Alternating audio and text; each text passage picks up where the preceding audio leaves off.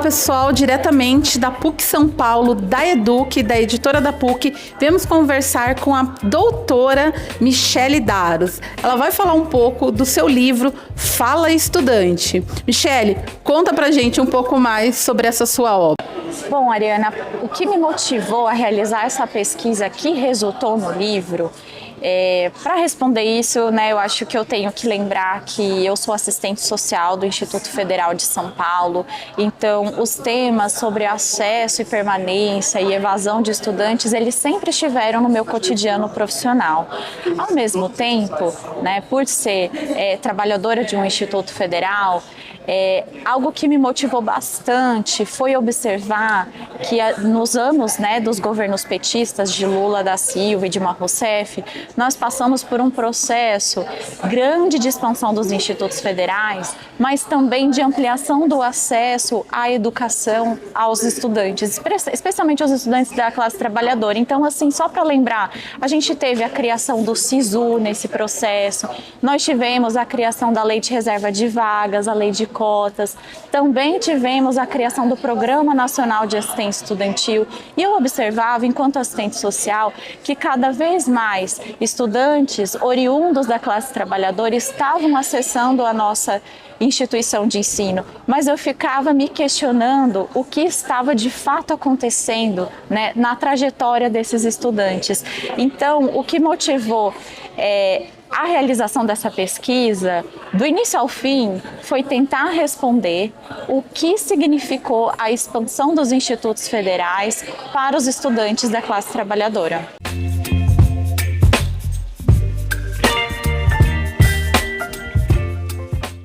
O livro, ele se destina a todos aqueles comprometidos com a educação pública, de qualidade e de sentido democrático. Então, esse livro, ele se destina aos técnicos, aos professores dos institutos e universidades federais, aos movimentos sociais, principalmente aqueles, né, na luta pelo direito à educação, ao movimento estudantil e a todos os pesquisadores da área da educação.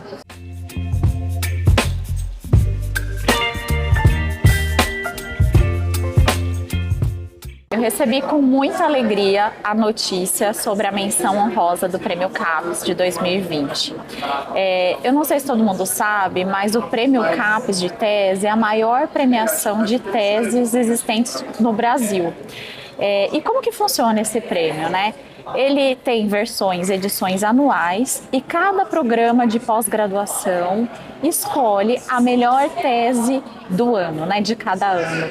E a partir disso é realizada uma análise, né, pela CAPES, que acaba então por escolher as 3 melhores teses de doutorado de cada área num determinado ano.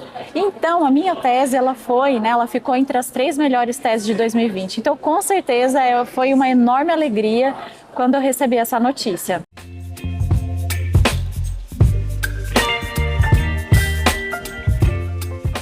Acabei realizando, né, pesquisa bibliográfica, documental e de campo. Na pesquisa documental, eu destacaria a construção de séries históricas inéditas sobre os institutos federais, e assim, considerando todos os institutos federais que nós temos no país, né? Só para o leitor ter uma ideia, né? No livro ele vai encontrar algumas séries sobre a renda familiar per capita dos estudantes ingressantes nos institutos federais, o índice de eficiência acadêmica dos estudantes matriculados nos institutos federais, e também alguns dados sobre as matrículas realizadas nos institutos federais nesse período de expansão, que é coincidente, então, com os governos Lula da Silva e Dilma Rousseff. Eu acredito que essa seja uma contribuição importantíssima a respeito do panorama dos institutos federais no Brasil. E sobre a pesquisa de campo, eu destacaria as visitas realizadas aos institutos federais.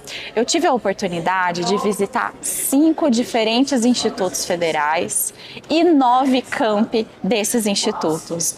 Então, tive a oportunidade de visitar restaurantes estudantis, moradias, dentre outras estruturas, mas o mais importante foi falar com os estudantes. Eu tive a oportunidade de conversar, de conhecer quem eram esses estudantes dos institutos federais, e isso foi fundamental para o andamento da pesquisa.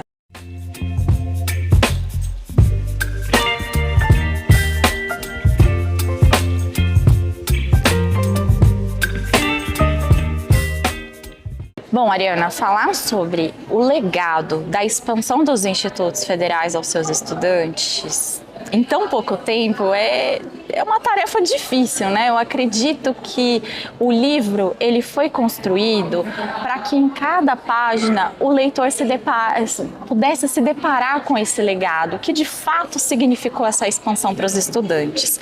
Mas, né, eu faria alguns destaques aqui.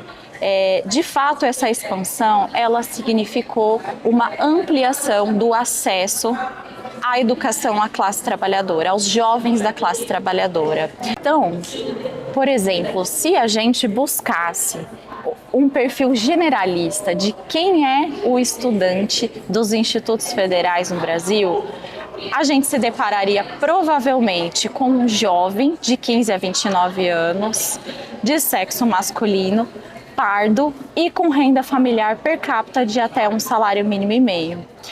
E para além, né, dessa ampliação do acesso aos jovens da classe trabalhadora, eu também gostaria de destacar o valor dos institutos federais para os seus estudantes enquanto uma instituição pública, uma instituição de sentido democrático, uma instituição em que eles podem, né, ter acesso aos bens culturais.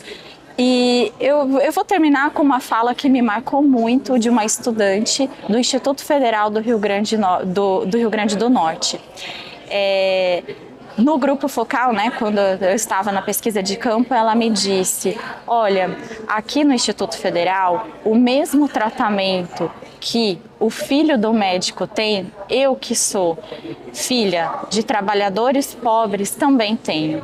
Então, eu acho que isso nos faz pensar, né, e isso nos motiva a cada vez mais lutar por essas instituições e lutar para que elas sejam de fato democráticas e para que elas tenham, né, contenham os valores, os saberes e as cores dos seus estudantes.